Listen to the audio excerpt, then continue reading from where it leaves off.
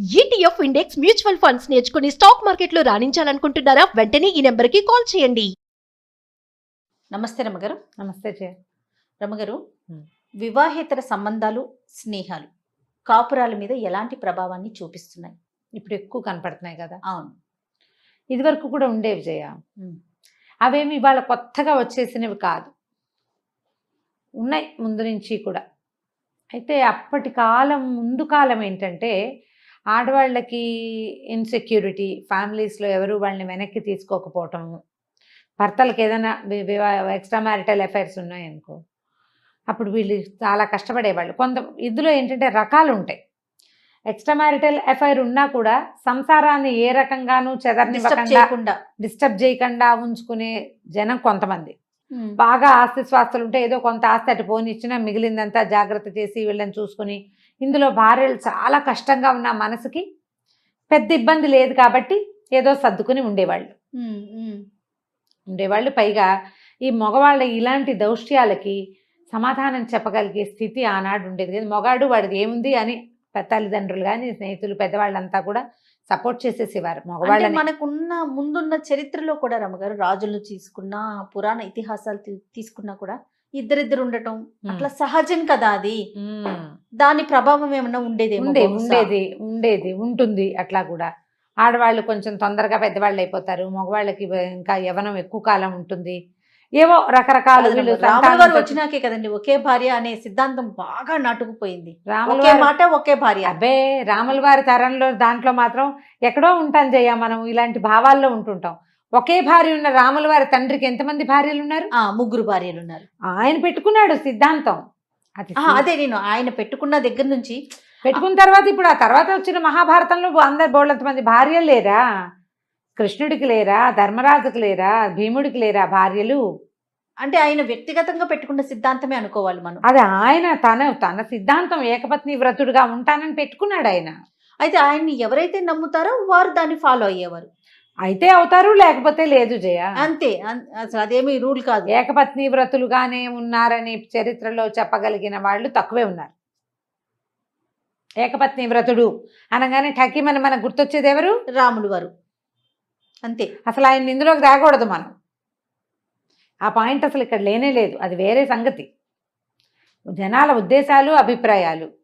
అయితే క్రమంగా extra marital affair పెట్టుకుని ఆమె కోసం వెళ్ళిపోయి ఈ సంసారాన్ని వదిలిపెట్టేసేవాళ్ళు. ఇక్కడ భార్యను అసలు చూడకుండా, డబ్బులు ఇవ్వకుండా, ఇంట్లో ఏమీ చూడకుండా, పిల్లల జీవితాలు పాడు చేసేసి, వాళ్ళకి చదువుకోవడానికి చేయకుండా, ఆస్తంతా అక్కడ ఎవరికో దోచిపెట్టేసి అలా చేసేటప్పుడు అప్పుడు వీళ్ళకి, తల్లులకి, ఆడవాళ్ళకి పుట్టింట్లో సపోర్ట్ దొరికిందా, లభిస్తే, అవకాశం ఉంటే ఆ పిల్లల్ని ఎట్లా కొట్లా ఆవిడ బతికించుకునేది. తర్వాత కాలంలో ఆడవాళ్ళకు కూడా ఉద్యోగాలు, చదువులు వచ్చాక కూడా మగవాళ్ళ ఇలాంటి దౌష్ట్యాలని సమాజం కోసం, ఒంటరిగా ఉంటే తనకి ఇలాంటివేవో దిక్కుమాలిన పరిస్థితులు వస్తాయన్న భయంతో, సెక్యూరిటీ కోసం తండ్రిని వదిలిపెట్టేసింది అంటే పిల్లలకి పెళ్ళిళ్ళు కావన్న భయాలతోటి సర్దు కూరుకునేవాళ్ళు. ఇదివరకటి కాలం అంతా 90% మగవాళ్లదే దౌష్ట్యం, మగవాళ్లకే ఎక్స్ట్రా మ్యారిటల్ అఫైర్స్ ఇదివరకటి కాలం. తర్వాత ఇటీవల కాలంలో ఆడవాళ్ళకి, మగవాళ్ళకి కూడా ఎక్స్ట్రా మ్యారిటల్ అఫైర్స్. వివాహేతర సంబంధానికి ఆడ మగ ఇద్దరు అతీతులు కాదు. ప్రెసెంట్ అయితే కొంతకాలంగా ఇదే ఉంది. ఆడవాళ్ళు ఎప్పుడు పతివ్రతలుగాను ఉండటం లేదు, మగవాళ్ళు ఏకపత్ని వ్రతులుగాను ఉండట్లేదు. వాళ్ళది ఎక్కువ, వీళ్ళది తక్కువ అని చెప్పడానికి వీలే లేదు. మనం నిన్నటికి నిన్న పెళ్లి ఇష్టం లేక ఆ పిల్లెవరో ఒక కుర్రాడి పేక్ కోసేసిన కేసు చూసాం. అంతకుముందు కాలంలో మనం ఏం చేసాము, మనం చూసిన కేసులు, ప్రేమించట్లేదని అమ్మాయి కొబ్బరి బండాలు నరికే కత్తితో నరికేసిన ఒక దుర్మార్గుడిని చూసాం. ఆడపిల్లలు ఏం తక్కువ తినలేదమ్మా, ఇప్పుడు వీళ్ళు చేసేస్తున్నారు అలాగే. ఇప్పుడు మనం ఎవరికి చెప్తాం? అంతేగా కదా.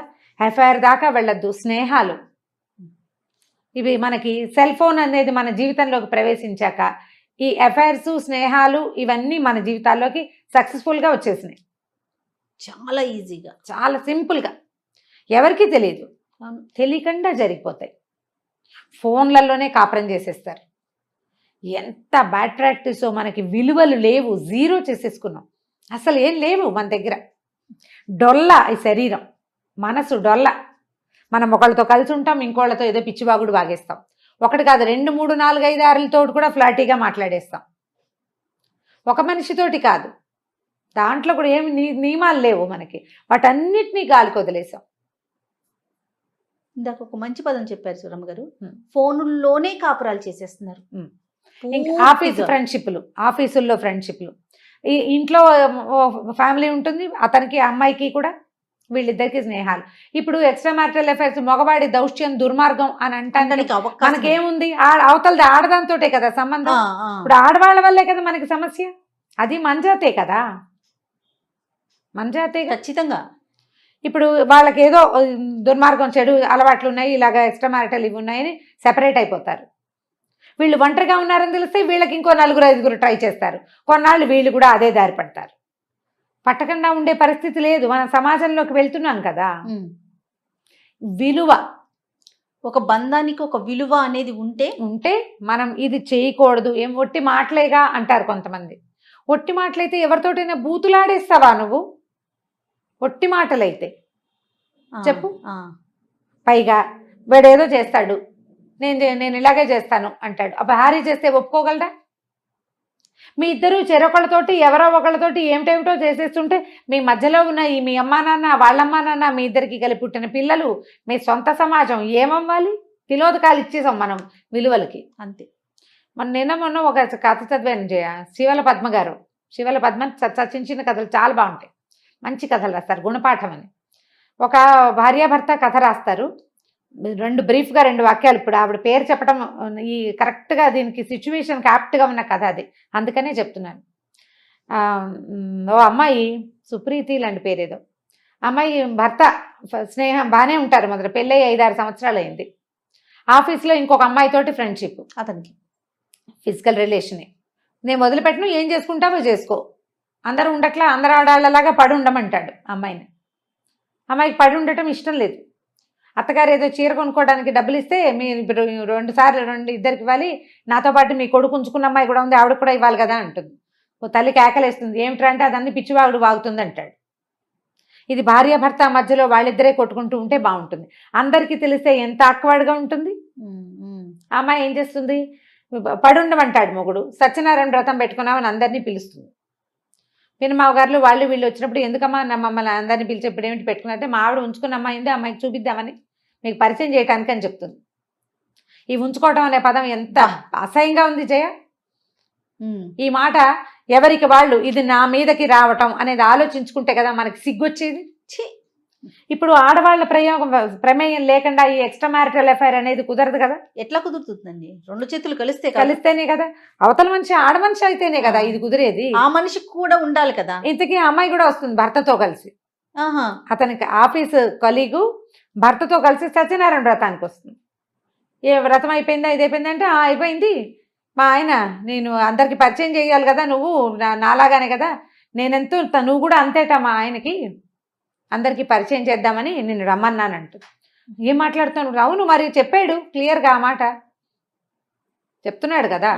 మరి అదేమిటో మీ ఆయన కూడా అలాగే అంటే బాగుంటుంది కదా, నా అమ్మాయి భర్త ముందే చెప్తుంది. ఆఫీస్ ఫ్రెండ్స్ వాళ్ళిద్దరూ సంబంధం మెయింటైన్ చేస్తారు, ఇద్దరు కలిసి ఫోన్లలో మాట్లాడుకుంటారు, ఎక్కడికైనా వెళ్ళి స్పెండ్ చేస్తారు. ఆ అమ్మాయికి అమ్మాయి సంసారం ఉంది, ఇతనికి ఇతని సంసారం ఉంది. ఆ అమ్మాయి భర్తకి ఏం తెలీదు, ఈ అమ్మాయి ఇతని భార్యకి మాత్రం తెలుసు. ఆ అమ్మాయి ఒప్పుకోదు. ఏమంటుంది, ఇప్పుడు నేను కూడా 6 ఏళ్ల నుంచి నేను నీతో కలిసి ఉంటే నేను నచ్చక నువ్వు నచ్చలేదు, నేను ఆ అమ్మాయిని చూస్ చేసుకున్నాను అంటాడు. అయితే వెళ్ళి దాంతోనే కాపురం చేయండి, అది కాపురం వదిలిపెట్టుకుని రాదు. ఇదే కదా ఎక్స్ట్రా మ్యారిటల్ అఫైర్ అంటే.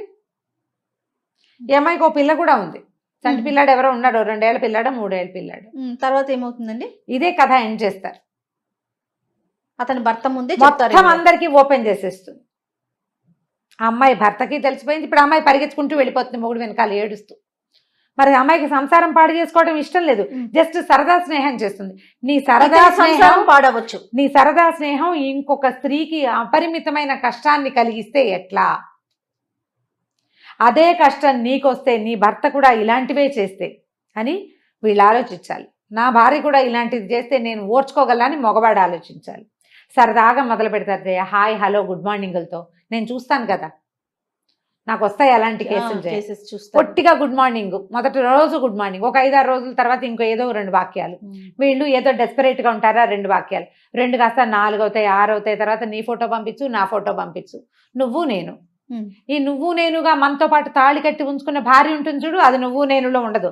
దానికి ఏనాడు తెల్లారైతే శుభోదయాలు గుడ్ మార్నింగ్లు చెప్పరు, వాళ్ళు ఎవరికో చెప్తారు. ఇంట్లో ఉన్నది పనికిరాదు. అసలు నువ్వు గుడ్ మార్నింగ్ చెప్పక్కర్లేదు, శుభోదయం చెప్పక్కర్లేదు. పొద్దున్నే లేచిన భార్య మొహం బాగుందో లేదో అయినా అది కూడా చూడలేదు. ఆమె మూడ్ ఆఫ్ గా ఉందో లేదో కూడా పట్టించుకోరు, వీళ్ళు ఫోన్ లొక్కుంటూ ఉంటారు. అంతే, భార్యలు భార్యలు కూడా అంతేనమ్మా. లేవగానే భర్త కాఫీ ఇద్దాం, ఇల్లు వాకిలి చూసుకుందాం అనుకోవట్లా. వీళ్ళు తెల్లవారుజామున వాకింగ్కి లేచిన దగ్గర నుంచి మెసేజ్లు పెడతారు. నాకు వస్తాయి కేసులు, అందుకని ఇంత క్లియర్గా చెప్తున్నా నేను. తెల్లవారుజామున వాకింగ్కి నిద్ర లేచి కృష్ణారామ అనుకోవటం మానేసి ఎవరికో గుడ్ మార్నింగ్ పెడతారు. ఇప్పుడు ఫ్రెండ్స్ గ్రూప్ ఉన్నాం మనం, ఒకళ్ళు గుడ్ మార్నింగ్ పెడితే అందరికీ వస్తుంది, పోనీ బాగుంది. నువ్వు స్పెషల్గా ఒకళ్ళకి ఎందుకు పెట్టాలి? ఓ పర్సన్కి పెట్టామంటే వాళ్ళు ఏదో స్పెషల్ అనే కదా. క్రమంగా ఈ స్పెషాలిటీ ఎక్కడికి తీసుకెళ్తుంది, దాని ఖరీదు నీ జీవితం అని నీకు ఎప్పుడైనా అర్థమవుతుంది. ఒక టైము, ఒక పద్ధతి, ఒక విలువ ఏమి నాకు లేదు. తోచింది నేను చేసేయటమే, అంతే. ఎవరికి తెలియదు అనేది ఒక కాన్సెప్ట్ అయితే, నా ఇష్టం అనే ఇంకొక ఆలోచన రమ్మగారు. అమ్మాయిల కలర్ ఏమిటి, అబ్బాయిల కలర్ నీ ఇష్టం బాగానే ఉంది, ఓకే, నేను అస్సలు కాదను, మనం కాదనం, ఎవ్వరు కాదనరు. కానీ నీ తాలూకు ఈ ధోరణి వల్ల దీని విలువ, నీ క్యారెక్టర్ అని నీకు అర్థమవుతుందా ఎప్పటికైనా? నీ వ్యక్తిత్వం అంత ఆలోచిస్తారంటారా? ఆలోచించే కదా పెట్టుకునే వాళ్ళు అంత ఆలోచిస్తారు. నాకంటూ ఒక క్యారెక్టర్ ఉంది, నేను ఒక మనిషిని, అన్నం తింటున్నా, మర్యాద, నాకు ఒక మర్యాద, అది రోజు నేను అన్నం తింటాను. ఇప్పుడు ఇది ఓపెన్ గా ఒకళ్ళ ముందు ఇది ఓపెన్ అయిపోతే, వీళ్ళిద్దరికి సంబంధం ఉంది అని నలుగురిలో తెలిసిపోతే నీకు ఓకేనా? తెలియజేయటం ఇష్టం ఉండదు. అలా తెలియకూడదు, అలా తెలియకూడదు, అట్లా తెలిస్తే బాగుండదు, మర్యాద కాదు. అవి తెలియచేస్తే పెళ్ళాలని తిడతారు, వాళ్ళు చేస్తారు, వీళ్ళు చూపి చెప్పకూడదు, నోరు విప్పకూడదు. అది చాలా తప్పుగా తోస్తుంది. ఎంత దిక్కుమాలిన ఆలోచన విధానం అంటే ఇది. మనకు ఒక క్యారెక్టరు, దానికి ఒక విలువ, మన జీవితానికి ఒక మర్యాద, మనతో ఉన్న ఫ్యామిలీకి ఒక మర్యాద, మన పెళ్ళానికి ఒక విలువ, లేదా మన భర్తకు ఒక విలువ. నీకు ఇష్టం లేదు పెళ్ళి, నువ్వు ముందే ఎందుకు చేయవు? పోనీ వీడు నచ్చలేదు, ఏదో కుదరలేదు, ఎవరితోటో ఫ్రెండ్షిప్, వాడు నచ్చకపోతే ఇంకోటి, అది నచ్చకపోతే. జంతువులమా మనం? జంతువులం కాదుగా. ఎందుకు చక్కగా వేషభూషాలు అన్నీ మనకి జంతువుల్లాగా అడవిలోకి వెళ్ళిపోతే హాయిగా వస్త్రాలు ఉండవు, ఫ్యాషన్ ఉండదు, ఎలా పడితే అలా ఉండొచ్చు. నీకు అవి ఎలా విశృంఖలంగా చేస్తాయో ఆ విశృంఖలతని మన దైనందిన జీవితంలో విత్ సెల్ ఫోన్ చేసేస్తున్నాం మనం. ఆలోచించండి, ఎక్కడికి పరిగెడుతున్నాం. మనం ఎంత సంపాదించినా, ఎంత పేరు తెచ్చుకున్నా, ఎంత బ్రైట్ ఫ్యూచర్ ఉన్నా, దాంతోపాటు క్యారెక్టరు, విలువ, వ్యక్తిత్వము, విలువ అనేవి 2 పెద్ద పాయింట్లు ఉంటాయి. ఆ 2 ఉంచుకోండి. జస్ట్ అవకాశం దొరకగానే, ఎవ్వరూ చూడలేదనగానే మనలో ఉన్న మృగాన్ని బయటికి తెచ్చేయకూడదు, తేకూడదు. మృగాన్ని తల పగలగొట్టి లోపల ఉంచుకోవాలి. ప్రతి వాళ్ళకి ఉంటాయి, ప్రతి మనిషిలోనూ ఒక చిన్న పిల్ల ఉన్నట్టే ఒక మృగం కూడా ఉంటుంది. దాన్ని తల మీద కొట్టాలి ఎప్పటికప్పుడు, అది స్పృహ తప్పి లోపల ఉండాలి, దాన్ని బయటికి రానివ్వకూడదు. ఈ మృగాల్ని బయటికి తెస్తే మీరు మనుషులుగా మిగలరు, సమాజం పాడైపోతుంది. ఇప్పటికే మనం పాడైపోయే దిశగా అడుగులు వేస్తున్నాం. మనం ఎవ్వరికీ చెప్పక్కర్లా, మనలో మనం మార్చుకుందాం. ఇప్పటిదాకా ఏం చేసామో చేసాం, కనీసం ఇప్పుడు కట్ చేసుకుందాము. ఇప్పుడు ఈ పిచ్చిగా పెరిగిపోయే రెక్కల్ని కత్తిరిచ్చేసేయాలి. కరెక్ట్గా ఎగరడానికి సరిపడానే రెక్కలు ఉండాలి జయ.